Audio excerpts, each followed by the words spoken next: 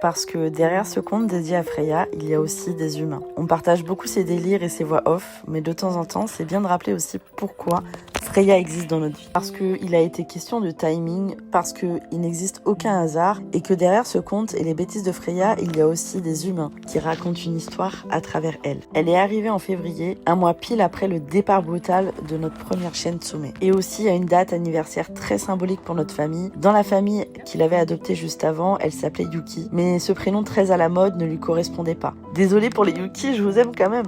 On a fait un tirage au sort le premier soir et c'est Freya qui est sortie, comme une évidence pour panser nos cicatrices. Elle venait d'un environnement pas sain pour elle, nourrie aux croquettes adultes, un quotidien un peu dangereux pour elle et pour les autres. Elle a débarqué chez nous avec ses 9 petits kilos et son énergie débordante. Parce qu'elle a métamorphosé notre quotidien en ramenant ce souffle et cette complicité dont j'avais vraiment besoin à la maison.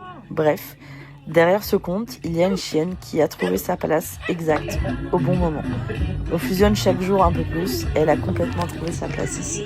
Coucou maman.